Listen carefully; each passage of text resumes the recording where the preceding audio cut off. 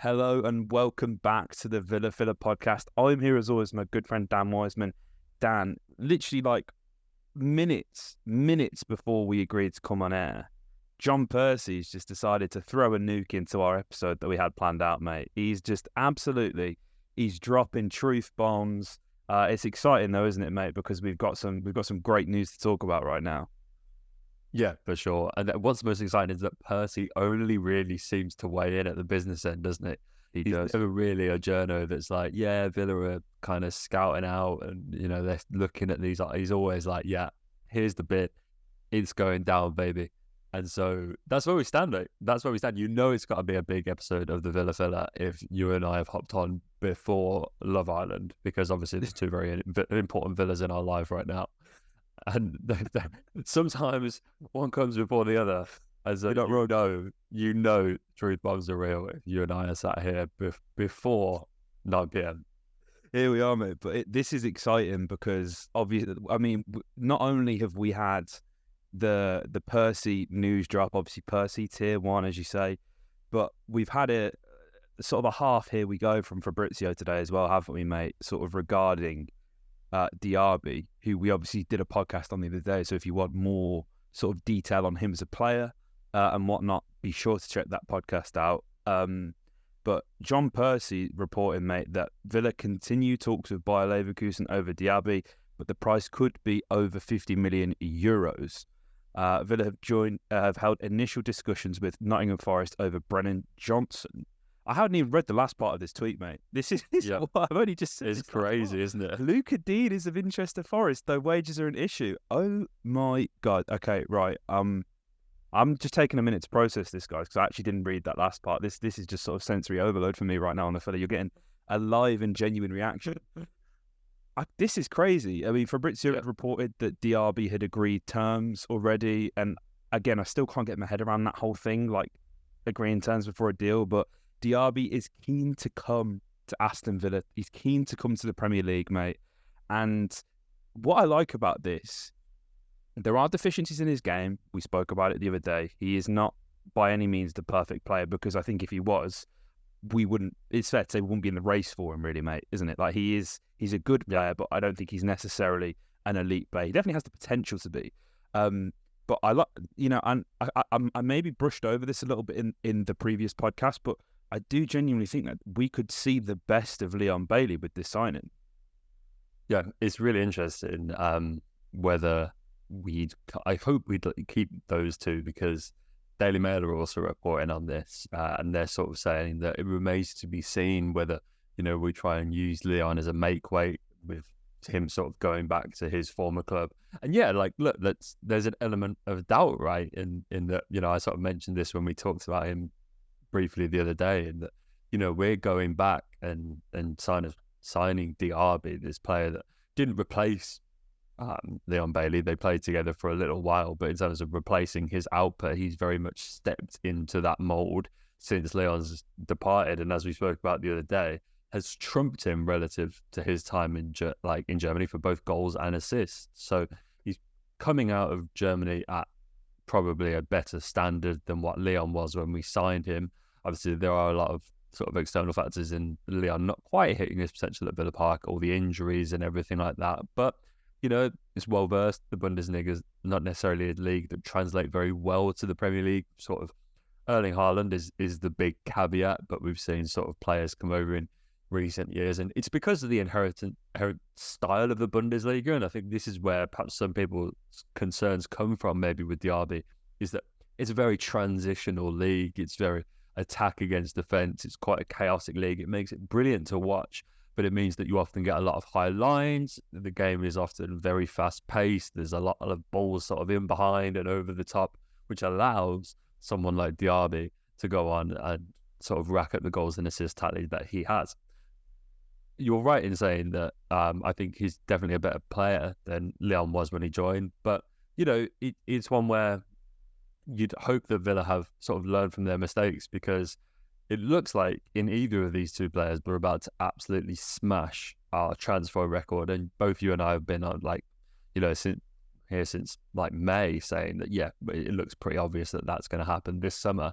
It looks like it might even happen twice, because if both of these deals are progressing at the same time, as Fabrizio sort of says they are, and as Percy has just mentioned in his tweet, it looks like we could well get both. And that's what's interesting for me, because I think it's in that kind of situation that maybe you would see the end of Leon Bailey's time at Villa Park.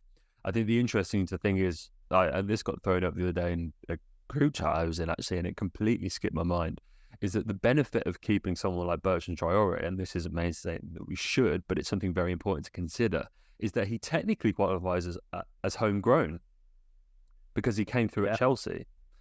And so when you're in European qualification and when you submit your squad and you have to meet that homegrown player quota, Bertrand Traore can help you do that, and that's very important. And so as someone to keep in a squad, if you can tick those kind of boxes, that's a massive thing we have to sort of consider in these deals. So we remains to be seen whether we'd use that as something to keep him over Leon Bailey. Perhaps we wouldn't, perhaps we would, but just something to consider. Food for thought, mate. Absolutely. And like, I think the thing is as well, realistically, we're talking about, I don't think there is a player in our squad, and I'll use last season's squad as a reference point, and I'm not talking about the guys who were out on loan necessarily either in this. I'm talking about, the Premier League squad from the 22-23 season. They're all more than capable of playing in the Europa Conference League. That's not up for debate. So, whether it's Bertrand, whether it's Leon, whoever it may be, I have full faith that these guys are capable of making that transition.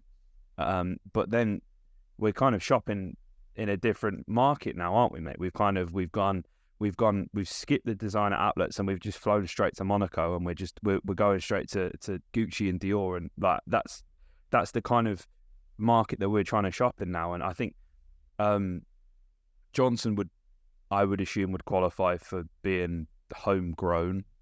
I assume because he's Welsh, isn't he? But I assume obviously that includes British players, which obviously he would qualify there. It's we spoke the other week, mate. Are we stuck finding centre backs? It seems like now we're stuck finding right wingers. There's no like right sided attackers, aren't we? And I don't think we'll. I mean, it very much looks like the way the land is laying right now, mate. Tell me if I'm wrong. It looks like we're signing both of these guys, or at least actively trying to. It's just hard for me to imagine. We've kind of spoken about reinventing ourselves tactically, right? We're sort of really doubling down on the current system if we do this, right?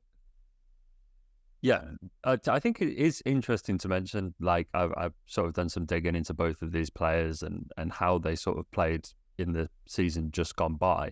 And Brennan Johnson actually played more games as a centre-forward, as a striker, than he did out on the right wing. So last season, according to Transfermarkt, he's played 7 games as an attacking midfielder, 5 games as a second striker, sort of in that floating role in behind, 10 games as a right winger, and 14 games as a centre forward. So whilst over the whole of his career he's played more on the right, last season he was employed mainly as a centre forward. And all we've been seeing this summer when we're linked to these wide players is that Unai is really keen on Danjuma at Villarreal to have those kind of wide men that can come and play in a forward role. And so perhaps more so than Diaby in that sense, who's more of a true right winger, definitely.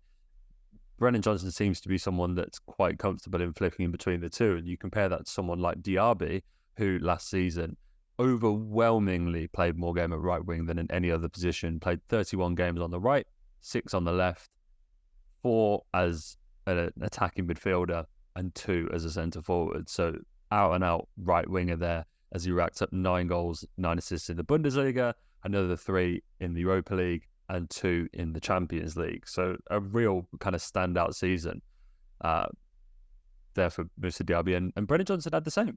Brennan Johnson's season was fantastic. There's a run sort of as you look at in the middle of the season, really, where he got 5 goal contributions in 4 games against Southampton, Leicester, Bournemouth, and Leeds, as Forest picked up 3 wins and a draw. And it's now, in hindsight, when you look back at that and you look at the 4 teams that they got those results against, and those games look really, really important. And so he's played a huge role there in keeping them up. what's interesting is, as you rightly say, mate, it looks like both players have said yes to the move in terms of terms. Both are keen, like, on a move to Villa Park. It's interesting that Diaby's contract, it looks like, expires in 2025, so not a million miles away. We've got Leverkusen might have that to reconsider because it would be doubtful that he'd go ahead and re-sign. That's something that could, with that contract running down in just a couple of years, his value is probably not going to get any higher than it is right now.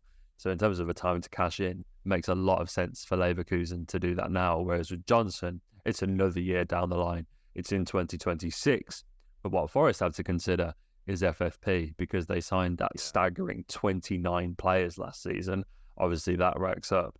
And a chance to get someone like Brennan Johnson off the squad, as heartbreaking that would be, I'm sure, for Forest fans, if they can get the reported 50 million, whatever it might be.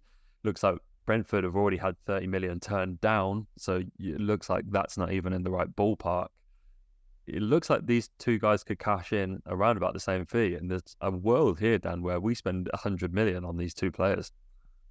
I'm loving this world. I am loving this world. It's mad that we're making these moves. Also, I hope the TikTok comments fucking get that part, because I got torn to shreds for suggesting that Johnson would play as a second striker and has done that before, but knowing full well that he has.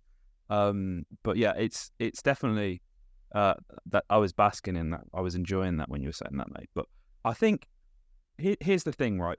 £100 million. We're talking £100 million here. You don't just drop that lightly, right? And I think this is where I don't think there are many reservations from anyone, but I think it's at the fee and at the kind of quality of players, and again, just the body of work from Unai and Monchi. You just gotta trust the guys. Just got with clubs like this, they know we have money. We're not in a situation like we were 2 seasons ago when we did stump up all that money for Leon Bailey, Emi Buendia, Danny Ings, and people could sort of see us coming, needing to replace Jack Grealish. But I think I back both of these players to do well. And the thing with Johnson, mate, obviously, as you just perfectly summarised, Premier League proven. I don't think you can turn your nose up at that. He's a young kid, backed by the likes of David Beckham to go to the very, very top.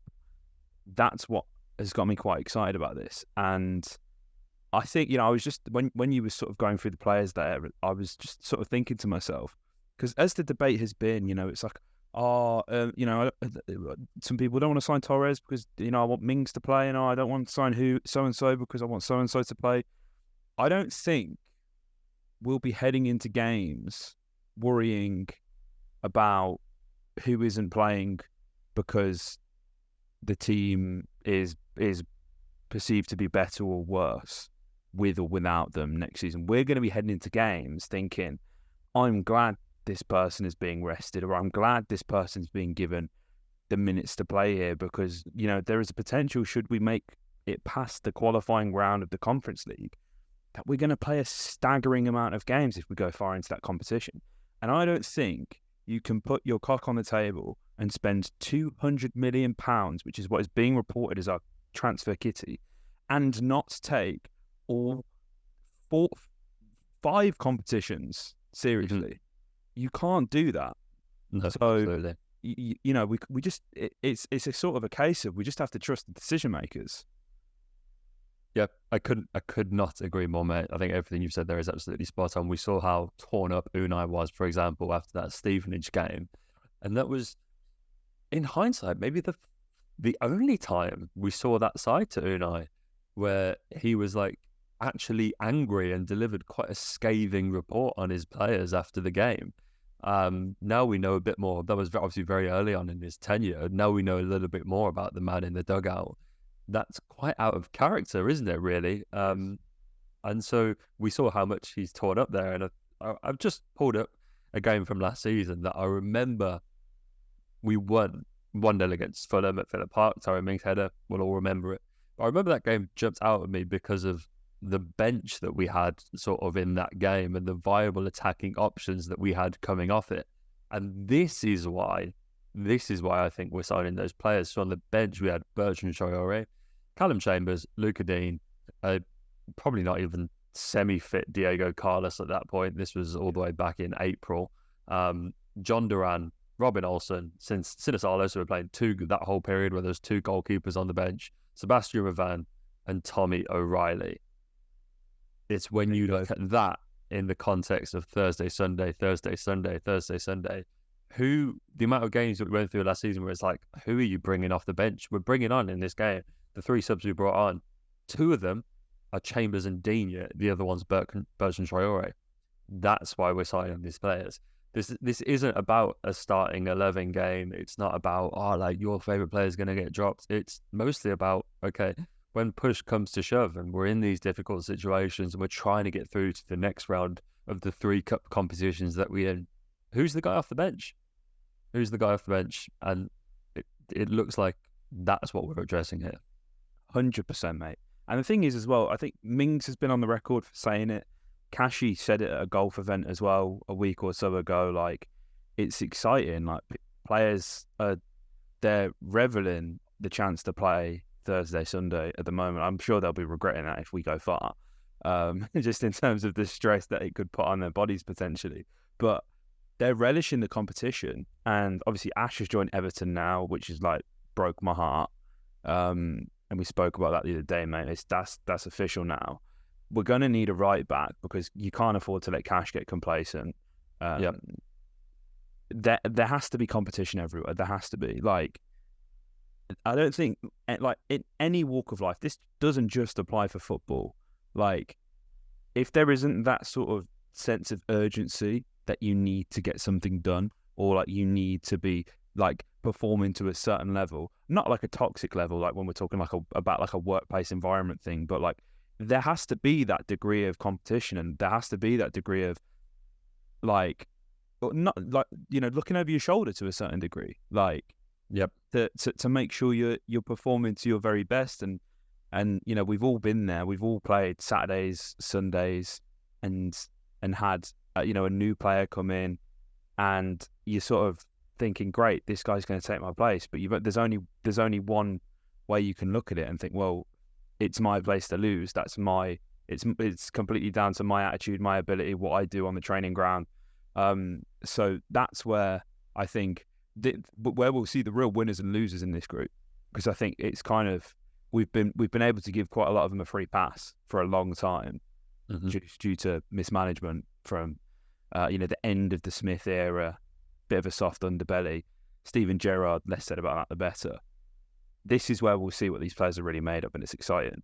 But the links don't just stop there, mate. They do not just stop there, because we have been linked with Wonder Kid Charles de Ketelaere, almost asterisk that with failed Wonder Kid. And you know, anyone who has been a fan, or anyone who's watched the Champions League, will be aware of Charles de Ketelaere, because he kind of burst onto the scene with Bruges. And I googled this before we came on, mate, because I thought there was maybe a possibility that he played with Wes, but I don't think that worked out. The timings didn't quite work out, but he performed exceptionally well in Belgium, mate. Plenty of clubs after him. AC Milan signed him, and it's fair to say his debut season couldn't have gone any worse. Didn't register a single goal in the whole of Serie A last season. By no means does this mean he is a bad player. Damaged goods, perhaps, but I would try. You know, Unai's the guy to unlock. And what I like about de Ketelaere as well, mate, and I'm sure you'll go into it in a minute. Extremely versatile, very skillful, very agile, great with the ball at his feet. He's like 6'3", and he can sort of play on the wing, can play up front. He's a real freak, like, and I mean that in the most respectful way. He almost doesn't look like he should be as agile and as good with the ball at his feet as he is. And this one's quite interesting. You know, there were reports saying that we allegedly bid 25 million euros to Milan, and that's not got them budging just yet, has it, mate? No. He definitely needs a reset. He's like flat out unhappy in Milan, and I love him as a player. I think he's so exciting. He had a really good season, that first season at Bruges. You're right, mate. 14 goals, 7 assists in Belgium as a 21-year-old. Became one of the most sought-after talents in Europe, really. Made that switch to Milan. And it just hasn't really worked out from the get-go, really. As you say, like, he sort of wants out, Milan are looking to sell. It looks inevitable that he's going to be leaving San Siro this summer. But where? That's the question. There's a lot of clubs, ourselves, a return to Belgium, PSV, Leipzig apparently are on the table. He hasn't had the chance to kick on. Now is about a hard reset for Charles de Ketelaere, and he needs to go and find a system where he fits best. I think you can sort of look at the data, and there's some really nice graphs put together by Gareth Cooper on Twitter. And his case is that he's best deployed as a 10 in the 4-2-3-1. In that, I think he reminds me, in terms of like his languid playing style and how he moves with the ball at that height, is very Kai Havertz-ish. Yeah, and I sort of think that kind of role is where you'd maybe get the best out of Havertz as well. So there's kind of interesting similarities there. I would say that whoever is going to perform, it's high risk, high reward, this rescue mission with De Ketelaere. But you have to make sure you get it right, because you're risking a lot here. Like, if he goes from one club where it hasn't worked out to another, and I'd say out of a return to Belgium, PSV, and RB Leipzig, we're the riskiest strategy here. 100%. Going for a step up from Serie A to the Premier League at the risk of going back to one of those more developmental leagues where players can really have sort of, I think if he goes to a PSV or back to Belgium, he goes back to having the squad moulded around him, where he has to fit in at Villa and he has to fit into a squad where he's probably not going to walk into the starting 11. If we can make sure that there's a definite home for him, he's a wonderful player, and we have suddenly one of the best young talents in Europe on our hands. If we don't, this goes south really, really quickly. I think, you almost need to take yourself out of the limelight. I love the idea of a forward three at PSV of Charles de Ketelaere, Ricardo Pepi and Anwar El Ghazi. That sounds brilliant, with Xavi Simons just sitting in behind. Yep. That is like a domestic trophy winning side in Holland. That is, that's like football manager shit. That's chef's kiss. It's a big risk, but as you say, it comes with a great upside, mate. And I can't. I think the thing that would, I think, maybe detract Villa is, obviously we just spoke about spending £100 million on two of the players who occupied the same position. Now the bid has allegedly been made, and this is all coming from like Milan related media. But Milan, well, first of all, Milan don't really have any money. Milan are spending big already. They've signed Christian Pulisic today. They want Fowler and Balogun. They want Yunus Moussa. They're effectively spending the Rafael Leao money before a bid's even come in. That's what they do. They're sort of banking on City or Arsenal or Real Madrid coming in and spending £100 million on Rafael Leao. I don't think we are going to be willing to negotiate. I think this, where, with it clearly seen with Diaby and Johnson, we're clearly sort of halfway there. That's the perception. But I think if we are to go for CDK, I think it would, one, depend on his options towards the end of the window and the fee. And I think Villa, as I say, I don't think Villa will negotiate. I think if Villa are going to go in late, they're going to really lowball them and try and get this done a week or so before the deadline to really put that pressure on Milan. And it's interesting because it's been reported as well that João Felix, which is someone we spoke about, someone that was real interest in, somebody who Unai Emery name dropped, mate. He's apparently only had one true offer so far this summer, and that is from us. We're talking a loan deal, which it feels like, or at least the perception from the media, he's not necessarily feeling.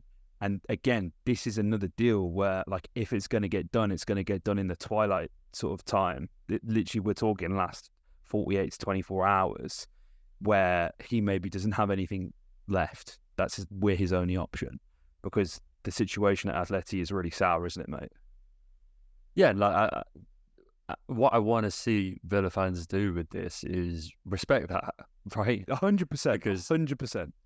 That's totally fair enough. Like, he would be it's easy to see why for him, he's currently come off the back of playing for Chelsea. You know, he's at a Champions League caliber club, and he's not just dropping down to the Europa League. He's going all the way down to the Conference League, back to a league where he didn't have the best time at Chelsea. Let's face it. So you can understand why he's like, you know, that's not to say he doesn't want Villa, like, because if that was the case, it would be one team was coming for João Felix, and he said, absolutely not on your fucking Nelly, pal. It's this offer is still there, and I think he's well within his rights, I think, to wait it out just to see if any other options come up, because you imagine that a move to somewhere else in Europe where he can try a new league, I think Serie A or Liga, I think, you know, if PSG are going to be remodeling that entire front line, it looks like all three of those players in that PSG front line could move this summer. I imagine that the prospect of someone João Felix on a loan, PSG are going to be that. Those are the situations that could open up as we go through this transfer window, and that's why I think that he is sensible to wait rather than jump at the first offer that comes in and go back to a situation which he's probably just been wanting to flee in the first place. Yeah, that's the thing. It's pretty messy, and like I think it was him and Renan Lodi. They've both been training in isolation since Atleti's return to pre-season. Obviously, Lodi had a spell at Forest last season on loan as well, and I mean, I think you don't want to be on the wrong side of Simeone, do you? Like, you don't, not even on the wrong side, but I think you're like all in or you're all out. There's no in between with Diego, and that you got to respect that as well, really. But it's a unique situation to say the least. But mate, it's popping, and have we got Warsaw on Saturday as well. Yep. So things are just getting busy, man. Like, and it's good to see. Torres' first day of training today as well, mate. How lovely was that goodbye to Real, by the way? My heart. That's the kind of guy you want playing for your club, mate, isn't it? That's 100%. It's lovely. It's wholesome. And we're like slightly assembling the most handsome squad, I think.